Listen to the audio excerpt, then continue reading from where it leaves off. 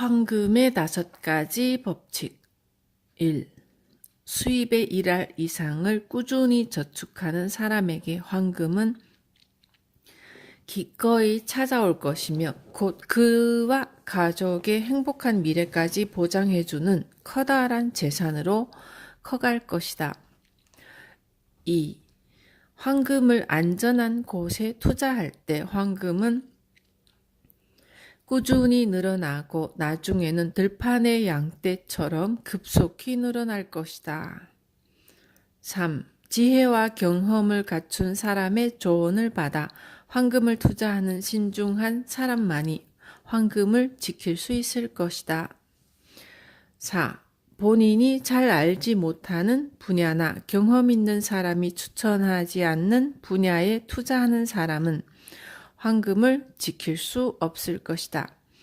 일확천금을 꿈꾸거나 사기꾼의 달콤한 감언 이설을 쫓고 있거나 자신의 미숙함을 깨닫지 못한 채 덧없는 욕망에 사로잡힌 사람은 결코 황금을 손에 쥘 수 없을 것이다.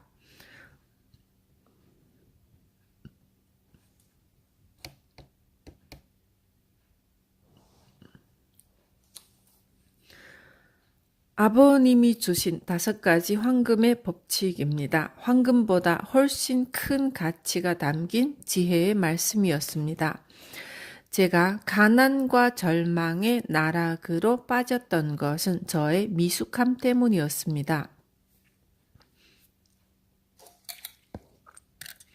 그러나 끝이 없는 재앙은 없는 법입니다. 저는 니베네 성 밖에서 일하는 노예들을 관리하는 일자리를 어렵사리 구할 수 있었고 황금의 1법칙에서 배운 대로 저는 첫 봉급에서 동전 하나를 저축했습니다. 돈이 생길 때마다 한 푼씩 저축하면서 마침내 은화 한 잎으로 키워냈죠. 먹고 살아야 했기 때문에 저축하는 것도 그리 쉬운 일은 아니었습니다. 그러나 이를 악물고 절약하며 살았고요. 10년이란 세월이 지나서 아버님에게 돌아가기 전에 아버님이 제게 주신 만큼의 돈을 벌기로 결심했습니다. 어느 날 노예 주인이 저를 찾아왔습니다. 자네는 무척이나 검약한 청년이구만. 돈을 그토록 절약하니 말일세. 돈을 그처럼 모으는 이유라도 있나? 네, 저에게는 목표가 있습니다. 고향을 떠날 때 아버지가 꽤 많은 돈을 주었지만 그동안 몽땅 잃고 말았거든요. 그만큼의 돈을 모으는 것이 제 목표입니다. 오, 바람직한 목표네 그려. 그런데 자네가 모은 돈을 제대로 굴린다면 더 많은 돈을 벌 수 있을 텐데. 네, 알고 있어요. 하지만 제게는 경험이 없습니다. 아버지가 주신 황금을 허망하게 잃었기 때문에 똑같은 실수를 범하게 될까 두려울 뿐입니다. 그러자 노예 주인이 저에게 이렇게 말했습니다. 자네가 나를 믿는다면 황금을 굴려서 이익을 낼 수 있는 방법을 알려주겠네. 앞으로 1년 내에 이 외성이 완성되면 동서남북으로 성문마다 커다란 청동문을 세워야 할 걸세. 그런데 니네베에는 그 성문을 만들 만한 청동이 부족하거든. 그런데 성주는 청동을 확보할 생각조차 안 하고 있네. 그래서 나는 이런 계획을 세워보았지. 뜻이 맞는 사람들끼리 돈을 모아서 구리광산과 주석광산에 대상을 보내는 걸세. 그들에게 성문을 세울 때 필요한 청동을 만들어서 니네베까지 가져오도록 하는 거지. 그렇게 한다면 성주가 성문을 만들려 할 때 우리만 공급을 할 수 있기 때문에 높은 값에 팔 수 있지 않겠나? 설사 왕이 우리에게 청동을 사지 않더라도 우리는 적정한 가격에 청동을 다른 사람에게 팔 수도 있을 걸세. 노예 주인의 제안은 황금의 3법칙에 정확히 들어맞는 것이었습니다. 그래서 저는 힘겹게 모은 돈을 모두 투자하기로 했고요. 다행히 기대에 어긋나지 않았습니다. 계획대로 모든 일이 착착 진행되었고 그 투자로 저는 상당한 돈을 회수할 수 있었습니다. 얼마 후 저는 청동사업에 공동 출자한 단체의 일원이 되어 다른 사업에 참여하게 되었습니다. 그들은 돈을 다루는데 경험이 많은 사람들이었고 각자의 생각을 신중하게 피력하면서 열띤 토론을 거친 뒤에야 투자할 사업을 결정하는 편이었습니다. 그들은 원금을 잃은 적이 없었고 수익을 내지는 않더라도 원금을 회수할 수 없는 사업에는 투자한 적이 없었습니다. 그들과 함께 사업을 한다면 아무런 경험도 없이 뛰어들었던 장사나 말 경주와 같이 어리석은 짓을 범할 가능성은 거의 없었습니다. 게다가 그들은 자신들에게 취약한 점이 무엇인지도 정확히 알고 있는 사람들이었죠.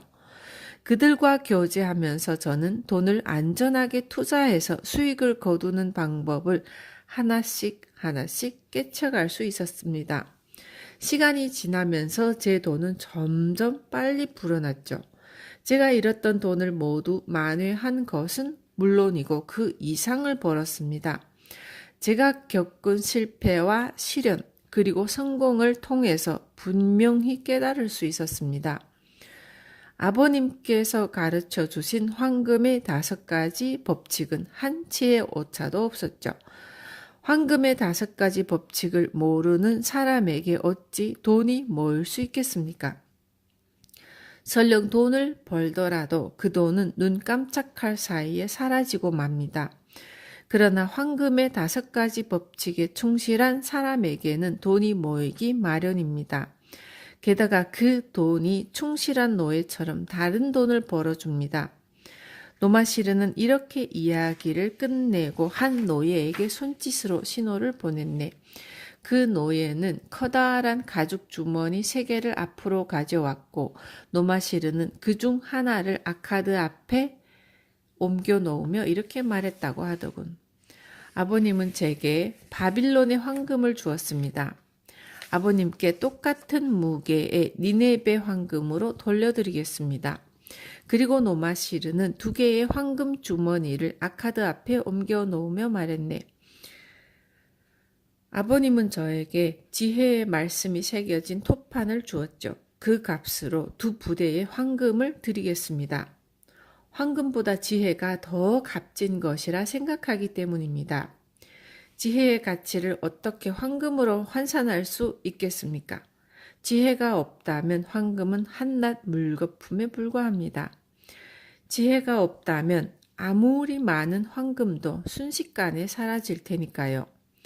하지만 지혜가 있다면 맨손으로도 황금을 벌어들일 수 있습니다. 제가 벌어들인 이 황금 주머니가 그 증거이고요. 아버님, 제가 오늘 아버님 앞에 떳떳하게 설 수 있는 것이나 제가 부자가 되어 사람들에게 존경받는 것은 모두 아버님의 지혜 덕분이었습니다. 이렇게 말하자 아카드는 흐뭇한 미소를 지으며 의자에서 일어나 아들의 손을 꼭 잡아주며 말했지. 네가 돈의 이치를 깨달았구나. 정말 기쁘다 아들. 내 재산을 믿고 맡길 수 있는 아들을 두어서 정말 기쁘구나. 칼라밥은 이렇게 이야기를 끝내고 젊은 친구들에게 눈길을 돌리며 물었습니다. 노마시르의 이야기가 무슨 뜻인지 이해할 수 있겠나?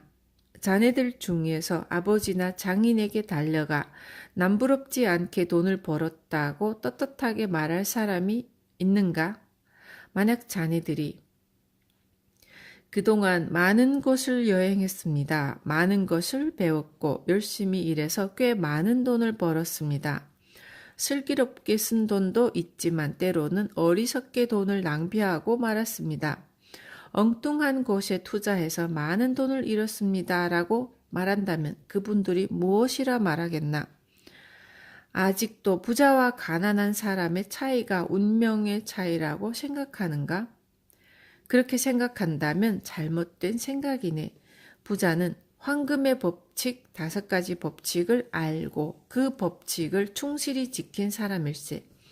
나도 젊은 시절에 5가지 법칙을 배웠고 그 법칙에 따라 살았기 때문에 지금처럼 부자가 될 수 있었네. 어떤 특별한 마법의 힘으로 재산을 모은 것이 절대 아니네.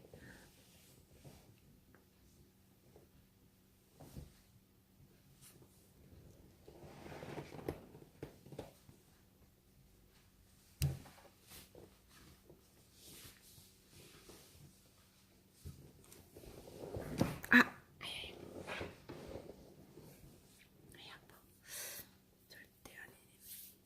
갑자기 굴러 들어온 돈은 순식간에 사라지는 법일세. 꾸준히 배우고 열심히 노력해서 번 돈만이 자네들의 행복과 즐거움을 끝까지 지켜주는 재산으로 키워질 수 있는 법이지. 돈을 번다는 것이 무엇이겠나? 어려운 일이라 생각하나? 그렇지 않네. 항상 생각하고 연구하게. 돈을 번다는 것은 생각하는 사람이 짊어지는 가벼운 짐에 불과한 것이네. 그 짐을 기꺼이 짊어질 때 세월이 지나면 자네들은 꿈에서나 그리던 목표를 달성할 수 있을 걸세. 황금의 5가지 법칙은 반드시 보상을 해주네.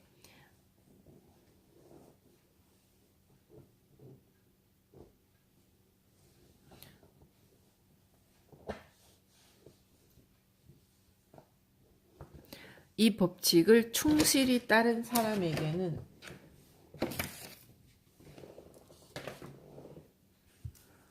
이 법칙을 충실히 따른 사람에게는 반드시 보상이 따르네. 이 5가지 법칙에는 깊은 뜻이 담겨 있지. 내가 짤막한 이야기로 그 뜻을 대략 말해 주었지만 높아심에서 다시 한번 되풀이하고 싶구먼. 나는 이 5가지 법칙을 젊었을 때부터 가슴에 새기고 살았지. 그 뜻을 완벽하게 이해할 때까지 읽고 또 읽으면서 내 것으로 만들었네. 황금의 1법칙. 수입에 일할 이상을 꾸준히 저축하는 사람에게 황금은 기꺼이 찾아올 것이며 그와 가족의 행복한 미래까지 보장해주는 커다란 재산으로 커갈 것이다. 당신이 수입에 일할을 꾸준히 저축해서 모은 돈을 적절한 곳에 투자한다면 당신의 행복한 미래를 보장해줄 충분한 재산을 마련할 수 있을 것이다. 게다가 당신이 신의 부름을 받았을 때도 그 재산이 가족의 행복을 지켜줄 수 있을 것이다. 수입에 일할 이상을 꾸준히 저축하는 사람에게 돈은 기꺼이 찾아온다. 이것은 자연의 법칙이다. 돈이 많아질수록 돈은 급속도로 불어난다. 돈이 돈을 낳기 때문이다. 부자가 되고 싶은가? 그렇다면 오늘부터 수입에 일할 이상을 무조건 저축하라.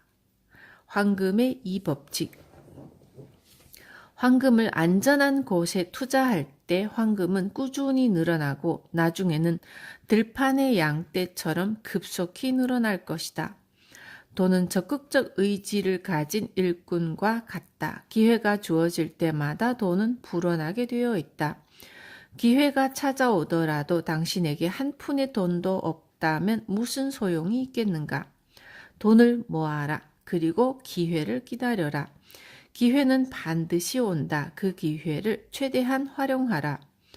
돈은 일정한 수준에 이르면 놀라운 속도로 불어난다. 황금의 3법칙. 지혜와 경험을 갖춘 사람의 조언을 받아 황금을 투자하는 신중한 사람만이 황금을 지킬 수 있을 것이다. 신중한 사람과 경솔한 사람이 있다. 경솔한 사람의 손에서 빠져나온 돈은 신중한 사람을 찾아간다. 인력의 법칙과 마찬가지이다. 식견과 경험을 갖춘 사람에게 조언을 구해라. 그래야 당신의 돈을 위험에 빠뜨리지 않고 안전한 곳에 투자할 수 있을 것이다. 그래야 돈이 조금씩 쌓여가는 즐거움을 만끽할 수 있을 것이다. 황금의 4법칙. 본인이 잘 알지 못하는 분야나 경험 있는 사람이 추천하지 않는 분야에 투자하는 사람은 황금을 지킬 수 없을 것이다. 돈을 가졌지만 돈을 굴리는 방법을 모르는 사람이 반드시 기억해야 할 법칙이다. 언뜻 생각하면 돈벌이가 될 만한 사업도 일단 시작하면 낭패를 보기 십상이다. 식견과 경험을 갖춘 사람들이 면밀히 분석해야 신락 같은 가능성이라도 보장받을 수 있다. 따라서 돈이 있더라도 자신의 판단을 믿고 잘 알지 못하는 사업에 투자를 한다면 어찌 되겠는가? 충분한 경험이 있어도 미래의 판단은 어려운 것이다. 그런데 경험도 없는 사업의 미래를 어떻게 정확히 판단할 수 있겠는가? 10중 8구 값비싼 수업료를 치러야 할 것이다. 지혜로운 사람이 되어야 한다. 다리품을 팔더라도 돈의 흐름을 정확히 꿰뚫어 보는 사람을 찾아가 조언을 받은 후에 당신의 돈을 투자하라. 황금의 5법칙.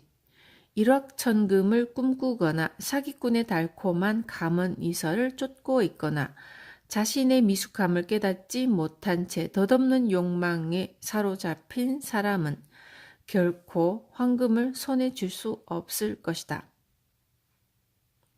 일확천금을 꿈꾸거나 사기꾼의 달콤한 감언이설을 쫓고 있거나 자신의 미숙함을 깨닫지 못한 채 덧없는 욕망에 사로잡힌 사람은 결코 황금을 지킬 수도 얻을 수도 손에 쥘 수도 없을 것이다. 환상적인 이야기로 가득한 모험 소설의 주인공은 언제나 보물창고를 발견하면서 하루아침에 부자가 된다. 게다가 마법의 힘이 작용하면서 주인공의 재산은 나날이 불어난다. 그러나 이런 이야기는 동화에서나 읽을 수 있는 것이다. 현실은 전혀 다르다. 일확천금을 꿈꾸지 마라. 순식간에 돈을 벌 수 있다는 감언이설은 당신을 파멸의 구렁텅이로 몰아넣는 달콤한 유혹일 뿐이다.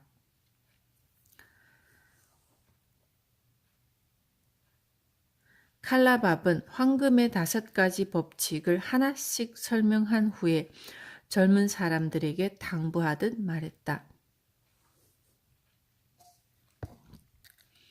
노마시르와 함께 투자했던 니네베의 부자들이 어떻게 행동했는가를 항상 기억하게. 그들은 한 번도 원금을 잃은 적이 없었네. 그들은 원금을 언제라도 환수할 수 없는 사업에는 결코 투자하지 않았지. 이것으로 황금의 5가지 법칙에 대한 내 이야기는 끝났네. 내가 평생 동안 간직해온 비밀이라도 털어놓은 듯한 홀가분한 기분이지만 정확히 말해서 황금의 5가지 법칙은 결코 부자가 되는 비결이 아니네. 오히려 우리 모두가 배워야 하는 진리의 말씀이지. 저기에서 울어대는 늑대처럼 매일 먹을 것을 걱정하는 숱한 사람들 틈에서 벗어나 행복한 삶을 살고 싶다면 반드시 지키고 따라야 할 진리인 걸세.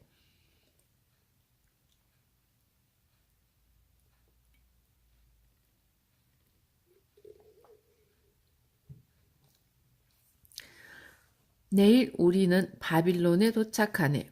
보게. 저 높은 탑 꼭대기에서 언제나 타오르는 영원의 불꽃을 보게나. 바빌론이 우리 눈앞에 있지. 내일이면 자네들은 내게 품삯을 받을 것이네. 자네들이 그동안 땀을 흘리며 고생한 대가이지. 그 황금으로 무엇을 할 텐가? 앞으로 10년 후 그 황금이 어떻게 변해 있을까? 자네들 중에 노마시르와 같은 사내가 있다면 장래의 즐거운 삶을 위해서 그 황금의 일부를 저축하겠지. 그리고 아카드가 가르쳐준 지혜를 묵묵히 지키면서 살아가겠지. 하지만 10년 후 그는 아카드의 아들처럼 자신있게 말할 수 있을 거네. 그 돈을 발판으로 삼아 부자가 되었고 주변에서 존경받는 사람이 되었다고. 부디 지혜롭게 행동하게나. 그래야 자네들의 삶이 즐거울 테니까. 우리에게 즐거움을 주고 도움을 주는 것은 황금이 아니라 지혜일세. 어리석은 행동은 우리에게 괴로움과 고통을 안겨줄 뿐이네. 하지만 우리는 얼마나 어리석게 살아가고 있는가? 수많은 기회가 우리에게 찾아왔지만 우리는 어떻게 했나? 기회를 놓쳐버리고 뒤늦게야 땅을 치며 후회하지 않았는가? 바빌론의 자네들까지 차지할 돈이 남아 있겠느냐고 그런 생각은 접어버리게. 바빌론에는 돈이 흘러넘치네. 마치 그 끝을 알 수 없는 화수분과 같은 곳일세. 매년 더욱 부유해지고 풍요로워지는 곳이 바로 바빌론이지. 노력한 만큼의 보상이 따르는 곳이지. 뚜렷한 목표 의식을 가지고 열심히 일하면서 기회를 기다리는 사람에게는 충분한 보상을 해주는 땅이 바로 바빌론이네. 마법의 힘을 다른 곳에서 바라지 말게나. 우리가 꿈꾸는 마법의 힘은 우리 마음가짐에 있는 것이네. 황금의 5가지 법칙을 가슴에 새기고 뜨거운 열망으로 목표를 향해 나아간다면 자네들도 언젠가는 바빌론의 보물을 차지할 수 있을 것이네. 황금의 5가지 법칙을 당신의 평생 신조로 삼아라. 바빌론의 대금업자 50개의 금화. 바빌론의 창제조인 로단에게 그 돈은 생전 처음으로 만져보는 거금이었다. 로단은 마냥 행복했다. 너그러운 왕께 감사하며 왕궁을 벗어나 시내로 성큼성큼 걸었다. 걸음을 옮길 때마다 허리춤에 찬 전대에서는 금화가 짤랑대며 부딪히는 소리가 기분 좋게 들렸다. 그에게는 어떤 음악보다 달콤한 소리였다. 50개의 금화가 모두 그의 것이었다. 꿈일까? 생시일까? 로다는 꿈속을 걷는 듯한 기분이었고 금화가 짤랑대는 소리는 천상의 음악처럼 들렸다. 그 돈이면 원하는 것은 무엇이든 살 수 있었다. 저택이나 땅, 소, 낙타, 말, 마차, 그가 원한다면 어떤 것이라도 살 수 있었다. 이 돈으로 무엇을 해야 할까? 그날 저녁 로다는 누이 동생의 집으로 돌아가면서도 50개의 금화 이외에는 다른 생각을 할 여유가 전혀 없었다. 허리춤에서 묵직하게 느껴지는 금화가 그의 머릿속을 꽉 채웠다. 며칠 후 저녁 로다는 대금업자이면서 희귀한 옷감과 보석을 취급하는 마톤의 가게를 찾아갔다. 로다는 울긋불긋한 장식품들에는 눈길조차 주지 않고 곧바로 가게 안쪽에 있는 방으로 들어갔다. 마토는 융단에 앉아 흑인 노예가 차려준 식사를 즐기고 있는 중이었다. 로다는 금화가 든 가죽 전대를 가슴에 안은 채 마톤에게 어렵게 입을 떼었다. 마톤님, 선생님의 조언을 구하고 싶습니다. 도무지 어찌할 바를 모르겠어요. 마토는 로단에게 반갑게 인사를 건네며 물었다. 대체 무슨 일이기에 자네가 나 같은 대금업자를 찾아왔나? 도박장에서 돈이라도 잃었어? 아니면 자네 마음을 사로잡은 여자라도 생겼나? 오랫동안 자네를 지켜보았지만 오늘처럼 쩔쩔매면서 내게 도움을 청한 경우가 없지 않았나? 아닙니다. 선생님, 오늘은 그런 일이 아닙니다. 돈을 빌리러 온 것이 아닙니다. 선생님의 현명한 조언이 필요합니다. 대체 무슨 말인가? 나 같은 대금업자에게 무슨 조언을 듣겠다는 거지? 혹시 내가 잘못 들은 건 아니겠지? 아닙니다. 절대 아닙니다. 대체 무슨 일인가? 마톤에게 돈이 아니라 조언을 청하다니. 로단, 설마 나를 놀리는 것은 아니겠지? 내게 돈이 아니라 조언을 구하겠다고? 하기사, 곤경에 빠진 사람에게 대금업자보다 적절하게 조언해 줄 사람이 어디에 있겠나? 잘 찾아왔어. 로단, 이리 오게나. 나랑 식사를 함께 하면서 이야기를 나눠 보도록 합시다. 오늘 저녁 자네는 내 손님이네. 마토는 흑인 노예를 불렸다. 안도, 내 손님인 로단에게도 융단을 깔아주게. 내게 조언을 청하러 오신 손님일세. 로단에게도 먹을 것을 준비해주고 내 집에 있는 가장 훌륭한 포도주를 갖고 오도록 하게나. 그리고 마토는 로단에게 눈길을 돌리며 물었다. 그래, 자네를 괴롭히는 문제가 뭔가? 네, 왕께서 주신 선물 때문입니다. 응? 왕의 선물이라고? 왕께서 자네에게 선물을 주었단 말인가? 그것 때문에 고민이란 말인가? 대체 무슨 선물이기에 그러지? 친위대가 사용할 창을 새로 설계했는데 왕께서 무척이나 흡족하셨던 모양입니다. 그래서 제게 금화를 무려 50개씩이나 선물로 주셨는데 그 금화를 어떻게 처리해야 할지 모르겠습니다. 게다가 내가 왕에게 커다란 선물을 받았다는 소문을 어디에서 들었는지 온갖 사람들이 찾아와서 돈을 나눠달라고 졸라댑니다. 당연하겠지. 인간은 워낙에 그런 동물이네. 누군가 쉽게 돈을 얻었다는 소문이 돌면 그 사람에게 돈을 뜯어내려는 것이 인간의 속성이지. 하지만 자네는 거절하기가 쉽지 않았지? 그래도 웬만한 사람들의 부탁은 거절했는데, 하지만 거절하기 어려운 경우도 있었습니다. 더구나 그동안 나를 정성스레 돌봐준 누이 동생의 부탁을 어찌 매몰차게 거절할 수 있겠습니까? 그럴까? 진짜 피를 함께 나눈 누이라면 자네가 땀 흘려 노력한 대가를 빼앗아가려 하지 않을 건데. 하지만 누이 동생의 남편인 아라만 때문입니다. 남편의 사업 미천을 만들어주고 싶어서 내게 도움을 청한 것이죠. 동생은 남편이 그동안 운이 없어서 실패를 거듭했다면서 내게 그 돈을 빌려달라고 눈물로 호소하고 있습니다. 이자까지 붙여서 꼭 갚겠다고 하면서요. 마톤이 갑자기 심각한 목소리로 말했다. 로단, 정말 나를 잘 찾아왔네. 정말 심각하게 따져보아야 할 문제구만. 이제야 황금이 무엇인지 조금은 알았겠구만. 황금은 그 주인에게 책임을 요구하네.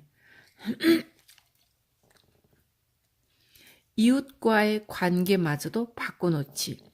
혹시 잃어버리지 않을까, 사기당하지나 않을까 하는 걱정거리까지 자네에게 안겨주네.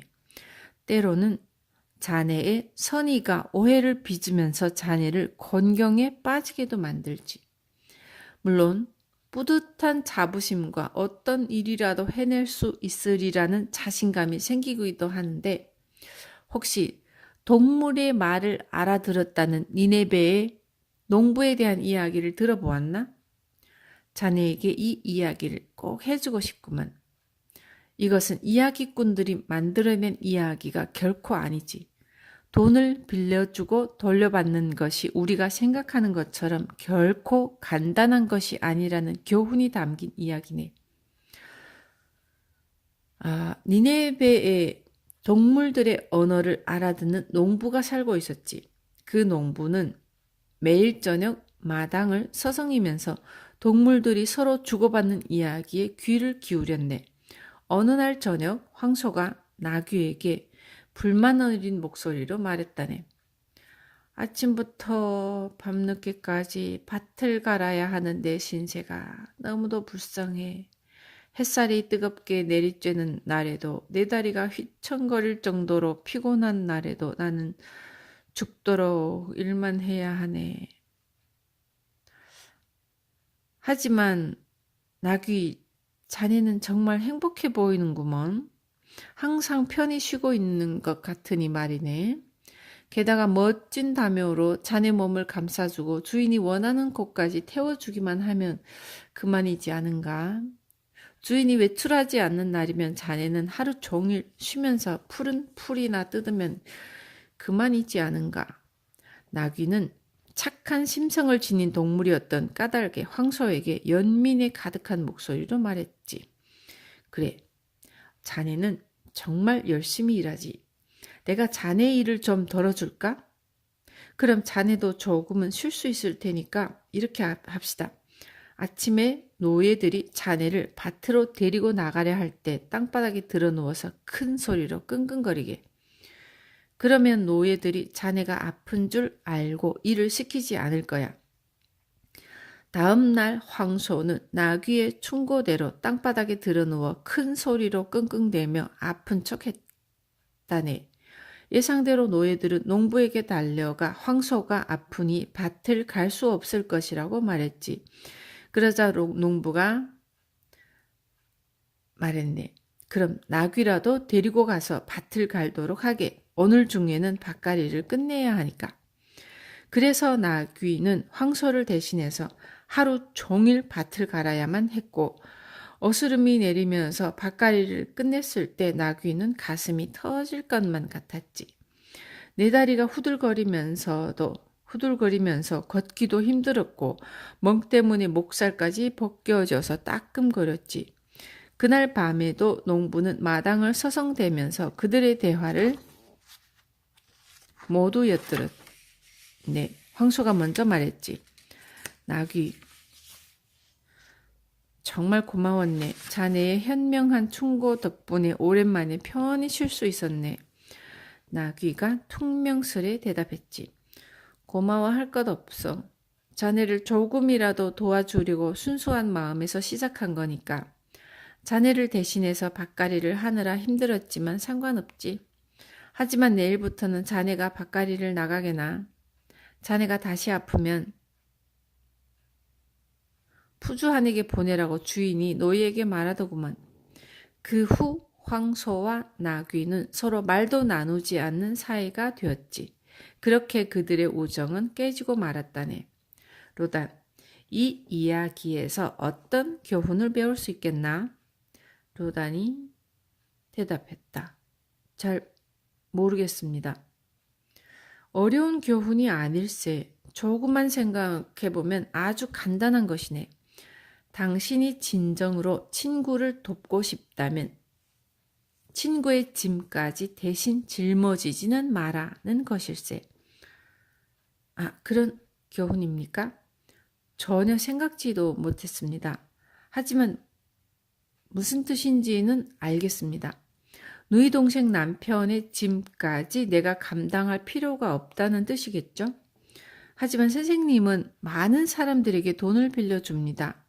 그런데 돈을 꾸어간 사람이 돈은 잘 갚습니까? 마토는 빙긋 웃었다. 세월의 연륜을 느낄 수 있는 사람만의 미소였다. 돈을 빌려간 사람이 돈을 갚지 않는다면 내가 어찌 이런 사업을 계속할 수 있겠나? 대금업자는 신중하고 정확하게 판단해야만 하지. 내게 돈을 빌려간 사람이 내 돈을 어떻게 쓸 것인지, 내 돈을 제때 갚을 수 있을 건지, 괜히 그 사람을 빚더미에 앉히는 것은 아닌지 등을 신중하게 판단해야 되지 않겠나? 내게 돈을 빌려간 사람들에게 받은 담보물을 다 자네에게 보여주겠네. 그 담보물들을 보고 곰곰이 생각해 보도록 하게나. 그리고 마토는 방에서 커다란 나무 상자를 들고 나왔다. 청동 문양으로 장식된 그 상자는 붉은 돼지 가죽으로 덮여 있었다. 마토는 그 상자를 바닥에 내려놓고 그 앞에 쪼그려 앉아 덮개 위에 두 손을 올려놓으며 말했다. 나는 돈을 빌려줄 때마다 꼭 담보물을 받았네. 빌린 돈을 모두 갚은 뒤에야 돌려주지. 이 담보물을 하나씩 살펴볼 때마다 내게 신용을 지키지 않은 사람들의 얼굴을 떠올리게 되지. 가장 안전하게 돈을 빌려주는 방법이 무엇이라 생각하나? 내가 빌려주려는 돈보다 훨씬 값어치 있는 물건을 담보로 잡는 걸세. 땅이나 보석이나 낙타를 담보로 잡는 거지. 팔아서 내 돈을 회수할 수 있을 만한 것이면 어떤 것이라도 괜찮지.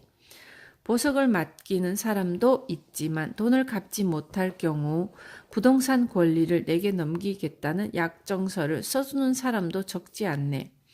이처럼 담보물을 확실히 잡아두고 돈을 빌려주어야 원금은 물론이고 이자까지 보상받을 수 있지 않겠나? 이처럼 재산을 담보로 잡고 돈을 빌려주는 사람이 있는가 하면 돈 버는 능력을 담보로 잡는 사람도 있지. 바로 자네처럼 일정한 직업을 갖고 일하는 사람들에게 돈을 빌려줄 때 사용하는 방법이네. 그들에게는 일정한 수입이 있어. 그들이 정직하고 열심히 일하는 사람이라면 내게 빌려간 돈만이 아니라 내게 약속한 이자까지 갚을 수 있을 테니까. 그들에게는 별다른 걱정 없이 돈을 빌려주지. 말하자면 인간의 근면성을 믿고 돈을 빌려주는 셈이네. 그럼 재산도 없고 돈 버는 능력도 없는 사람에게는 어떻게 해야겠나? 인생이란 고달픈 것이지. 그래서 세상에 적응하지 못하고 궁핍하게 살아가는 사람은 어떤 세상에나 있는 법이네. 그렇다고 그들에게 어찌 돈을 안 빌려줄 수 있겠나? 이런 경우에도 방법은 없는 것이 아니네. 그 사람을 신용하는 친구들에게 보증을 받는 방법이지. 그렇게라도 하지 않는다면 아무리 푼돈을 빌려주었더라도 내게는 그만큼 손해가 아니겠나? 이렇게 말하며 마토는 나무 상자의 걸쇠를 풀고 덮개를 열었다. 로다는 얼굴을 내밀어 상자 안을 들여다보았다. 주홍빛 천 위에 청동 목걸이가 놓여 있었다. 마토는 그 목걸이를 꺼내 들고 가볍게 만지작거리면서 이렇게 말했다.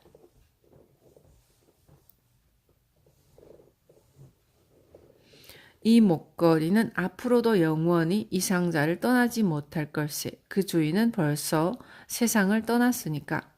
나는 목걸이를 소중히 간직할 거네. 그에 대한 기억까지도 소중히 간직할 거네. 내게 너무도 소중한 친구였으니까.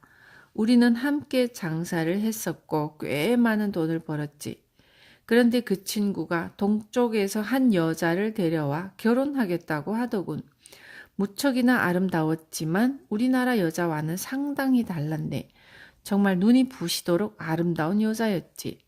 내 친구는 그녀를 위해서라면 돈을 아끼지 않았고 결국 돈이 바닥나자 그 친구는 나를 찾아와 도움을 청했지. 내 목숨처럼 소중한 친구를 어찌 모른 척할 수 있었겠나. 그 악마 같은 여자를 정리한다면 그리고 다시 정신을 차려 일을 계속한다면 물심양면으로 돕겠다고 약속해 주었지. 그 친구도 내 말대로 하겠다고 신에게 맹세까지 했었는데 뜻대로 되지 않았네. 말다툼 끝에 그녀는 내 친구의 심장을 칼로 찔렀고 내 친구는 그 자리에서 절명하고 말았지. 로단이 물었다. 그럼 그 여자는 어떻게 되었나요? 그 여자도 지금은 이 세상 사람이 아니네. 이것이 그 여자의 유품이지. 이렇게 말하며 마토는 주홍빛 천을 꺼내 들었다. 그녀도 양심의 가책을 이기지 못하고 유프라테스 강에 몸을 던졌네. 결국 이 물건을 잡고 빌려준 돈은 돌려받을 수 없게 된 셈이지. 로단, 이 담보물에서 무엇을 깨달았나? 잊지 말게나. 심한 갈등에 빠진 사람에게는 돈을 절대로 빌려주지 말아야 하네. 이렇게 말하며 마토는 상자에서 솥뼈를 조각해 만든 반지를 꺼냈다. 이것 좀 보게. 이번에는 좀 다른 이야기네. 이 반지는 어떤 농부의 것이지. 자네와 내가 깔고 앉아있는 융단은 그 농부의 아내에게서 내가 산 것이라네. 오래전 메뚜기 떼가 그들의 밭을 습격해서 완전히 폐허로 만들어버렸네. 그들에겐 먹을 것조차 남아있지 않아서 내가 도움을 주었지. 다시 농작물을 심어서 내게 갚으면 되니까. 그런데 어느 날 농부가 나를 찾아와서는 한 여행자에게 들었다면 다른 나라에 이상한 염소가 있다는 소문에 대해 말해주었지. 그 염소는 털이 길고 부드러워서 융단을 짜기에 안성맞춤이라며 바빌론에서 지금껏 보던 것과는 비교가 되지 않을 정도로 아름다운 융단을 짤 수 있다는 것이었네. 그는 그 이상한 염소를 키우고 싶었지만 돈이 없었지. 그래서 내게 돈을 빌려 달라고 찾아왔었고 나는 돈을 빌려주었네. 그는 그 나라로 가서 염소를 사와 지금 열심히 키우고 있다네. 아마 내년쯤이면 바빌론에서 깜짝 놀랄 일이 벌어질 거야. 바빌론에서 지금껏 보지 못한 멋진 용단이 생산되어 부자들이 앞다투어 살 테니까. 그럼 나도 이 반지를 돌려줘야겠지. 그도 하루빨리 돈을 갚고 이 반지를 찾아가고 싶어 할 거네. 로단이 다시 물었다. 그런 사람에게 돈을 빌려줘야겠군요. 그렇지. 뚜렷한 목표를 갖고 돈을 빌리는 사람에게는 돈을 떼일 염려가 거의 없네. 하지만 아무런 계획도 없이 돈을 빌리는 사람은 주의하도록 하게. 비록 그 사람이 제때 돈을 갚더라도 항상 경계심을 늦추지 말게. 로다는 고개를 끄덕이는 것으로 대답을 대신했다. 그리고 보석을 박아 넣은 금팔찌를 나무 상자에서 꺼내며 마톤에게 물었다. 이 팔찌에는 어떤 사연이 있습니까? 마톤이 희죽이 웃으면서 말했다. 역시 여자에게 관심이 많구먼. 그거야 선생님보다 훨씬 젊으니까요. 인정하겠네. 하지만 자네 생각처럼 낭만적인 이야기가 아니지. 그 팔찌는 뚱뚱한 노파가 주인이야. 게다가 말은 얼마나 많은데 알맹이는 없어서 나를 미치게 만드는 노파일세. 그 노파 집안도 옛날에는 떵떵거리고 살았던 부자였지만 아군이 계속해서 덮치면서 거의 파산 지경에 이르렀지.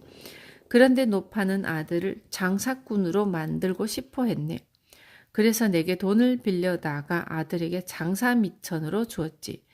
그 아들은 낙타의 물건을 싣고 이 도시에서 저 도시로 떠돌아다니던 대상과 동업자가 되었네.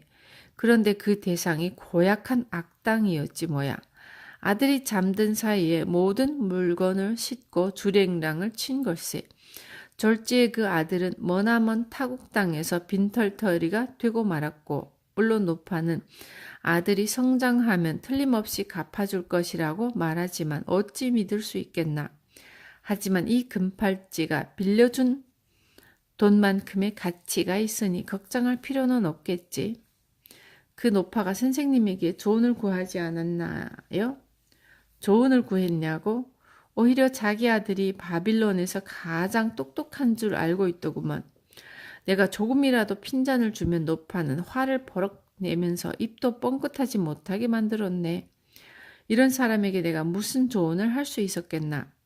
세상 물정을 모르는 그 아들에게 닥칠 위험이 불보듯 뻔했지만 노파가 확실한 담보물을 제시했기 때문에 나는 돈을 빌려주지 않을 이유가 없었지. 그리고 마토는 나무 상자에서 예쁘장한 매듭을 꺼내면서 말했다. 이것은 낙타 상인인 네바투르의 것이네. 며칠 전 낙타를 사야 하는데 돈이 부족하다면서 찾아왔더군. 그래서 그가 필요하다는 만큼을 빌려주었지. 네바투르는 믿을 수 있는 장사꾼이네. 그의 판단력을 믿기 때문에 나는 별다른 가치도 없는 이 매듭을 담보로 잡고 큰 돈을 그에게 빌려주었어. 물론 네바투르 이외에도 바빌론에는 믿을 만한 장사꾼들이 많네. 그들에게는 담보를 잡을 필요가 없지만 그래도 형식은 갖춰야지.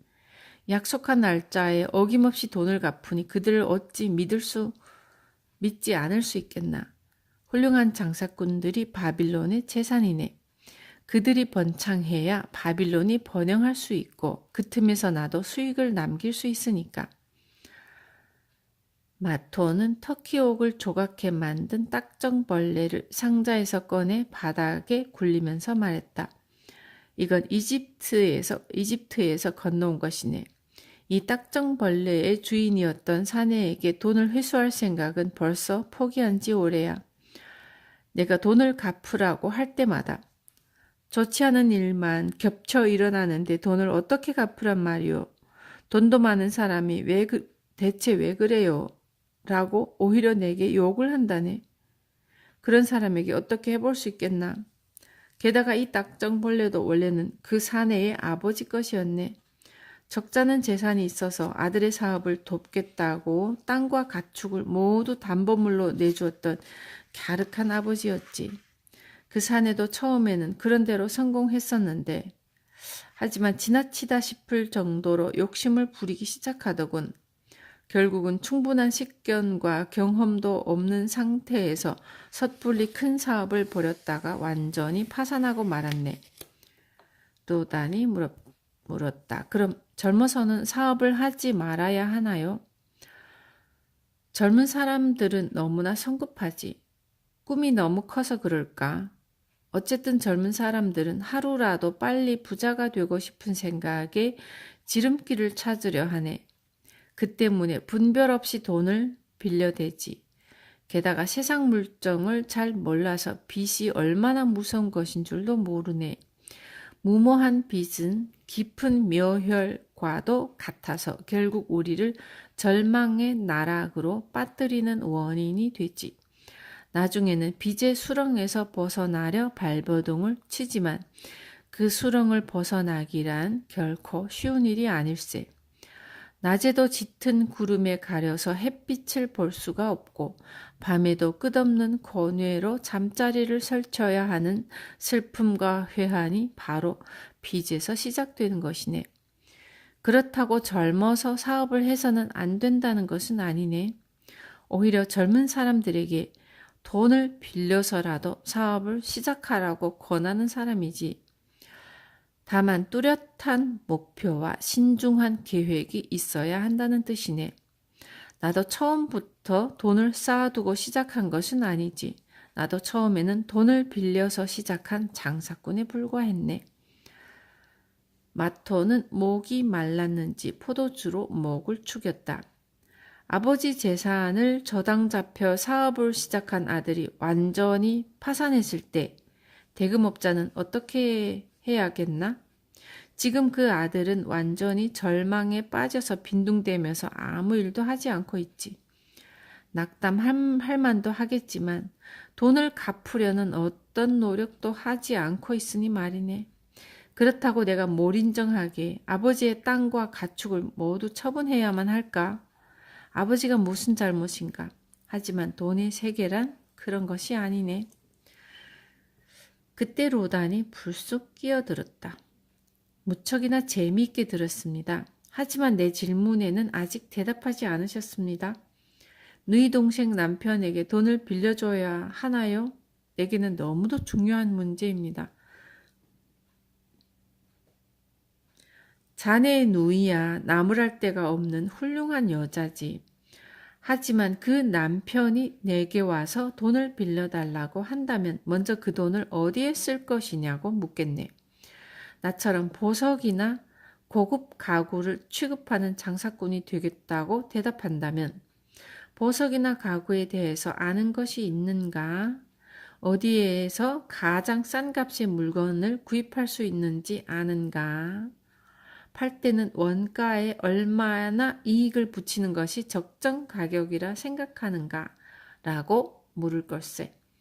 만약 이 질문들에 모두 예라고 대답한다면 로단이 마톤의 말을 막고 나섰다. 아닙니다. 저의 매제는 그런 것에 대해 전혀 모릅니다. 지금까지 내가 창 만드는 것을 가끔 도와주었을 뿐입니다. 기껏해야 창 만드는 재주밖에 없습니다. 그렇다면 자네 매제에게는 장사가 어울리지 않겠구만. 장사꾼들은 무엇보다 장사에 대해 알아야만 하네. 꿈이 아무리 좋더라도 그 꿈을 실현시킬 가망이 보이지 않는 사람에게 내가 왜 돈을 빌려주겠나? 하지만 자네 매제가 그동안 장사꾼을 도와주며 많은 것을 하지만 자네 매제가 그동안 장사꾼을 도와주며 많은 것을 배웠습니다. 페니키아에 쉽게 가는 방법을 알고 있습니다. 게다가 여인네들이 짠 용단을 싼 값에 구입해서 높은 이익을 붙여 바빌론의 부자에게 파는 방법도 잘 알고 있습니다. 라고 대답한다면 나는 충분한 준비를 했구먼. 꿈도 야무지고 자네가 합당한 담보물을 맡긴다면 돈을 얼마라도 빌려주겠네. 라고 대답할 걸세. 그런데 자네 매제가 맡길 담보물이 없습니다. 하지만 저는 약속을 지키는 사람입니다. 저를 믿고 돈을 빌려주신다면 목숨이라도 걸고 갚겠습니다. 라고 말한다면 나는 내 돈은 내게 목숨처럼 소중한 걸세. 자네가 페니키아에 가는 동안, 아니 페니키아에서 용단을 사서 돌아오는 동안 강도라도 만난다면 자네가 무슨 수로 내 돈을 갚을 수 있겠나? 내 돈마저 물거품처럼 사라지는 것이 아니겠나? 라고 대답해 줄 걸세. 그리고 마토는 로단을 뚫어지게 바라보며 덧붙였다. 로단, 돈은 대금업자가 파는 상품이네. 빌려주기는 쉽지. 하지만 신중하게 빌려주지 않으면 돌려받기가 힘드네. 현명한 대금업자는 결코 기분대로 돈을 빌려주지 않네. 돈을 회수할 수 있다는 확신이 있을 때에만 돈을 빌려주는 법이지. 곤경에 빠진 사람을 도와줘라. 가난한 사람을 도와줘라. 희망찬 미래를 위해 출발하는 사람을 도와줘라. 훌륭한 시민이 되도록 도와줘라. 그래, 모두가 좋은 말이지만 무작정 도와줘서는 안 되네. 농부의 나귀처럼 다른 사람의 짐까지 대신 짊어지면서 도와줘서는 절대 안 되네. 다른 사람을 도와줄 때에도 지혜로운 선택이 필요하지. 로단, 자네 질문에는 대답치 않고 다시 옆길로 샜네. 하지만 자네 질문에 분명히 대답해 주겠네. 물론 자네가 스스로 원한다면 다르겠지만 누구도 자네에게 그 돈을 나눠 갖자고 요구할 권리가 없네. 자네가 그 돈으로 더 많은 돈을 벌고 싶다면 신중하게 여러 사람에게 나눠서 빌려주게. 돈을 위험한 곳에 투자하는 것도 어리석은 짓이지만 돈을 묵혀두는 것도 어리석은 짓이란 사실을 명심하게. 그런데 자네는 몇 년 동안이나 창을 만들었나? 꼬박 3년입니다. 왕의 선물을 제외하고 그동안 얼마나 모았나? 금화로 따지면 3개입니다. 매년 금화 1개씩을 저축한 셈이구먼. 그렇습니다. 그렇다면 금화 50개는 자네가 50년을 절약해야 모을 수 있는 돈이겠지? 물론입니다. 거의 평생을 절약해야 겨우 모을 수 있는 돈입니다. 그럼 이렇게 생각해 보게나. 자네가 50년이나 땀 흘려 일해서 모은 돈을 아무에게나 맡길 수 있겠나? 장사에는 아무런 경험도 없는 자네 매제에게 맡길 수 있겠나? 자네 누이가 그렇게 무모한 여자이던가? 그렇지는 않습니다. 선생님 말씀을 전한다면 내 누이도 생각을 바꿀 거예요. 그렇다면 당장 자네 누이한테 가서 이렇게 말하게. 나는 지난 3년 동안 휴일을 제외하고는 매일 아침부터 밤까지 쉬지 않고 일했다. 먹고 싶은 것도 먹지 않고 입고 싶은 옷도 입지 않으면서 절약하며 살았다. 이렇게 땀 흘려 일하고 절약해서 살면서도 나는 1년에 기껏해야 금화 하나밖에 모을 수 없었다. 너는 내게 무엇과도 바꿀 수 없는 소중한 동생이지만 따라서 내 남편이 틀림없이 성공할 수 있는 사업을 시작한다면 내가 어찌 도와주지 않겠니? 내 남편이 나와 마톤을 설득할 수 있는 사업 계획을 세운다면 내가 평생 동안 모은 전 재산이라도 빌려주겠다. 내 남편이 성공할 기회를 갖도록 성심껏 도와주겠다. 라고 말하게. 로단, 자네 매제가 진정으로 성공할 자질을 가진 사람이라면 설사 실패하더라도 언젠가는 자네 돈을 갚으려고 혼신의 노력을 다할 것세. 마토는 목이 말랐는지 다시 포도주 한 잔을 마시고 말을 이었다.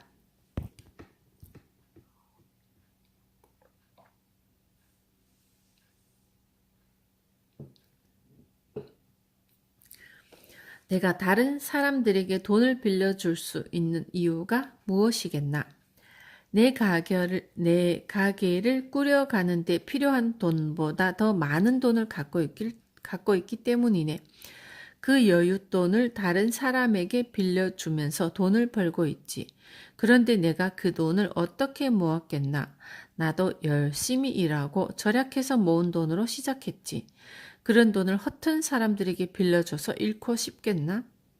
앞으로도 나는 돈을 확실하게 돌려받을 수 없는 사람에게는 절대 빌려주지 않을 걸세. 안전하다고 판단되지 않는 사업에는 절대 돈을 투자하지 않을 거네. 이자가 확실히 보장되지 않는 사람에게도 돈을 빌려주지 않을 거네. 로단, 자네에게 내 나무 상자에 얽힌 비밀을 말해주었네. 그 비밀스런 이야기에서도 돈을 갚을 확실한 수단도 없으면서 돈부터 빌리려는 인간의 허약함을 깨달았으리라 믿네. 모두가 돈을 벌겠다는 원대한 꿈을 꾸지만 그 이전에 돈을 버는 방법을 배우고 돈을 관리하는 능력을 키우지 않는다면 그런 꿈은 한낱 백일몽에 불과한 걸세. 이렇게 말한 후 마토는 잠시 생각에 잠겼다. 그리고 로단을 똑바로 바라보며 다시 말했다. 로단, 돈으로 돈을 벌게. 자네에게는 그럴 만한 돈이 있네. 자네도 나처럼 될 수 있지. 자네 돈을 안전하게 지킨다면 그 돈이 벌어주는 돈만으로도 자네는 평생 동안 풍족하게 살 수 있네. 하지만 자네가 그 돈을 허투루 쓴다면 자네 기억에서 그 돈이 사라질 때까지 자네는 눈물과 회한 속에서 살아야 할 걸세. 자, 이제 어떻게 하려나? 자네 전대 속에 든 그 말을 어떻게 하려나? 목숨을 걸고 안전하게 지키겠습니다. 마토는 고개를 끄덕이며 말했다. 그거 참 생각 잘했네. 첫째도 안전이고 둘째도 안전이네. 그렇다면 자네 매제에게 그 돈을 맡겨도 안전하다고 생각하는가? 그렇지 않습니다. 내 매제는 아직도 부족한 면이 너무 많습니다. 그렇다면 가족이기 때문에 돈을 빌려줘야 한다는 의무감을 씻어버리게. 가족이나 친구를 진정으로 돕고 싶다면 다른 방법을 생각해보게.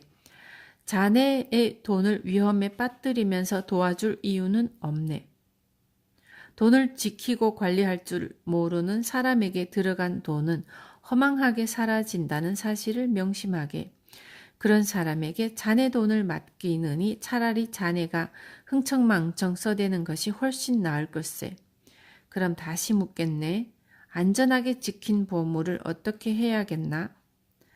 그 돈으로 돈을 벌어야 합니다. 맞았지. 이제야 깨달았군. 돈으로 돈을 벌어야 하네. 돈을 굴려야 하네.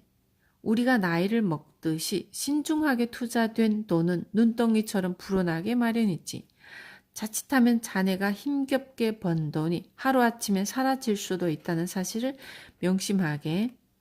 가먼이설에 속지 말고 일억천금의 유혹을 경계하게나. 자네 돈을 순식간에 불리겠다는 환상을 머리에서 깨끗이 씻어내게. 그런 환상은 경제 원리를 모르는 몽상가들이 꾸며낸 사기극에 불과하네. 무엇보다 중요한 것이 안전이네.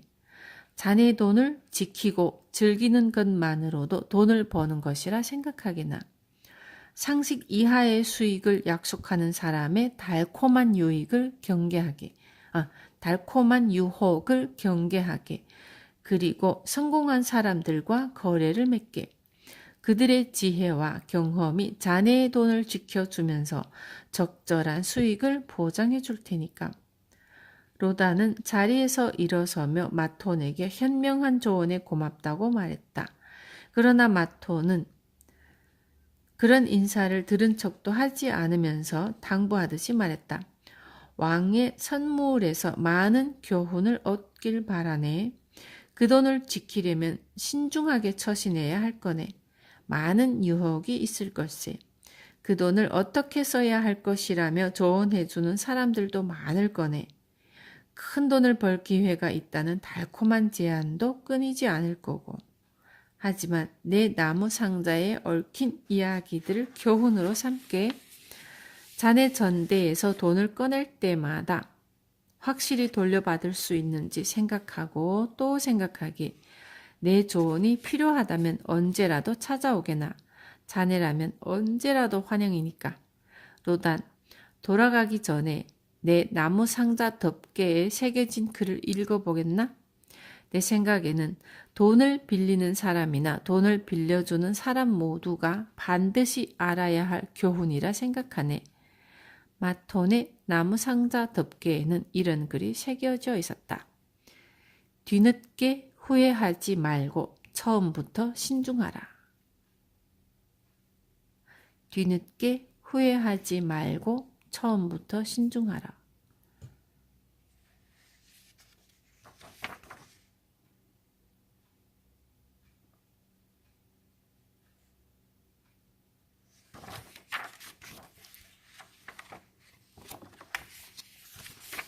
바빌론의 성벽.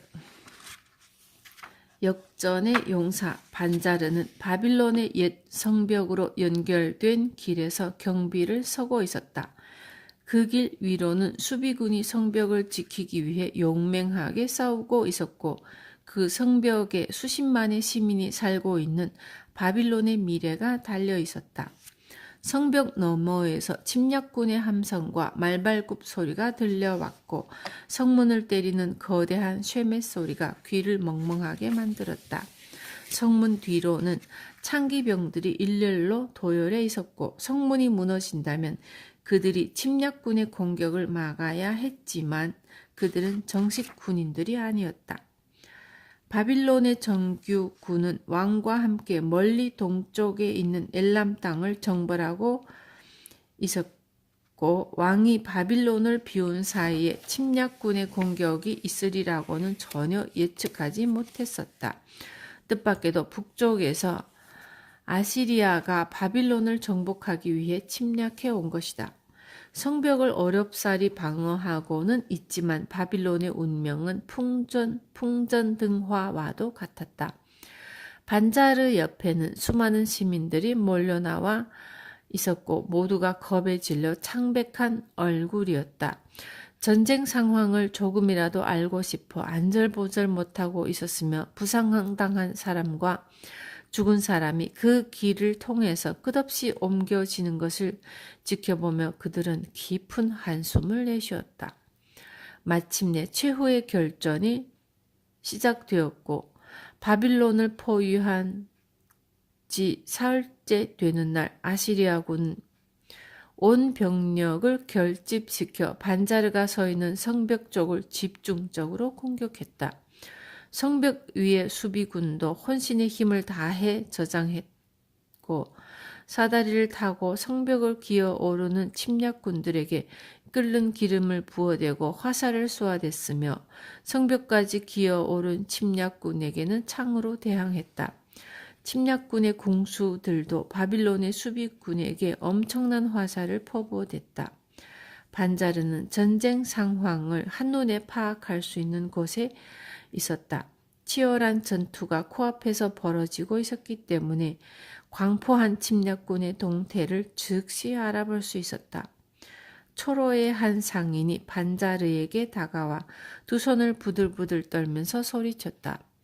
말 좀 해주시구려. 말 좀 해줘. 무슨 수를 써서라도 저놈들을 막아야 해. 내 아들들은 왕을 따라 멀리 떠났고 내 마누라를 지켜줄 사람이 하나도 없단 말이오. 저놈들이 들어오면 내 물건도 모두 훔쳐갈 거야. 내 먹을 것도 남겨두지 않고 몽땅 약탈해 갈 거라고. 우린 늙었소. 우린 몸조차 지킬 수 없단 말이오. 우리는 굶어 죽을 거요. 모두가 죽고 말 거요. 대답 좀 해주구려. 우리가 저놈들을 막을 수 있겠지? 반자르가 대답했다. 걱정 마십시오, 어르신. 바빌론 성벽은 절대로 무너지지 않을 겁니다. 집으로 돌아가세요. 할머니에게 성벽은 절대 안전할 테니 걱정 말라고 말씀드리고요. 우리가 왕의 보물처럼 할아버지의 재산도 지켜줄 거라고 안심시켜 주세요. 성벽에 바짝 붙어서 돌아가세요. 자칫하면 적군의 화살이 맞을지도 몰라요. 노인이 물러나자 이번에는 아기를 품에 안은 여인이 다가와서 물었다. 성벽 위에서는 아무런 소식도 없나요? 내 불쌍한 남편을 위해서라도 사실대로 말씀해 주세요. 남편은 치명적인 부상을 입고 사경을 헤매고 있으면서도 바빌론을 지키겠다고 내게 창과 갑옷을 달라고 졸라댑니다. 남편에게 걱정 말고 부상을 치료하라고 전해주세요.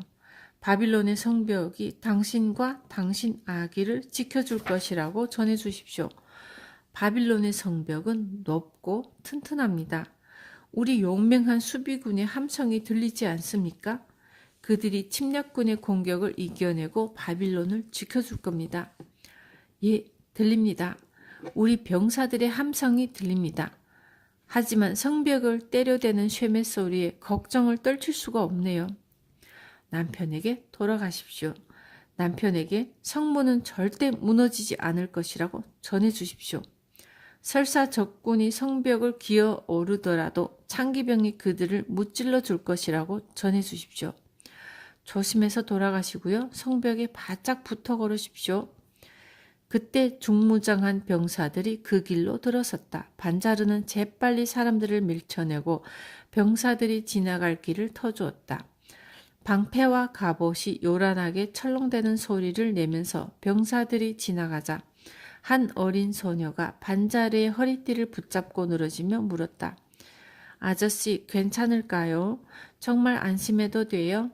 저 성벽 위에서 들려오는 소리가 무서워 죽겠어요. 사람들이 피를 흘리는 것도 보았어요. 너무 무서워요. 우리 가족은 어떻게 될까요? 어머니와 어린 동생에게 나쁜 일이 닥치는 것은 아니겠죠? 역전의 용사 반자르는 어린 소녀를 바라보며 차분한 목소리로 말했다. 걱정 말거라. 바빌론의 성벽이 내 어머니와 내 어린 동생과 너를 지켜줄 거다. 이 성벽은 세미라미스 여왕께서 100년 전에 너와 같은 아이를 지켜주려고 세우셨던 것이다. 그 이후 어떤 적도 이 성벽을 넘지 못했어.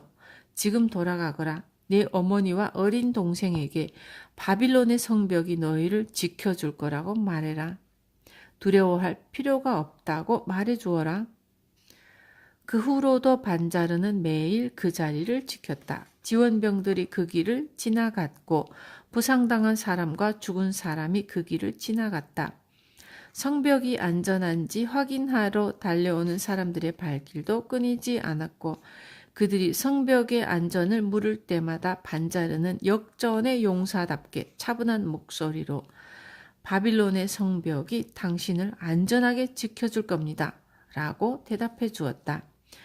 아시리아 군의 공격은 3주 닷새 동안 계속되었다. 그들은 잠시도 공격의 고삐를 늦추지 않았다. 반자루의 얼굴도 점점 굳어갔고 성벽 뒷길은 부상당한 사람들이 흘린 피로 물들었으며 성벽의 안전을 걱정하며 끊임없이 찾아오는 시민들의 발길에 피와 흙이 뒤범벅이 되었다. 성벽 밖에도 침략군들의 시체가 산더미처럼 쌓여갔다. 마침내 3주 닷새째가 지난 날 밤 침략군의 함성이 줄어들었다. 그리고 다음 날 아침 햇살이 비치면서 들판을 밝히기 시작했을 때 침략군은 커다란 먼지 구름을 일으키며 퇴각하기 시작했다. 바빌론의 성벽을 지키던 수비군은 승리의 함성을 목청껏 내찔렀다. 그 함성의 뜻을 모를 사람이 어디 있었겠는가. 성벽 뒤에서 기다리던 대기병들도 감격 어린 함성을 높이 외쳤다. 모든 시민이 길로 뛰쳐나와 승리의 기쁨을 나누었다. 바빌론을 압박하던 검은 그림자가 완전히 씻겨나간 때문이었다.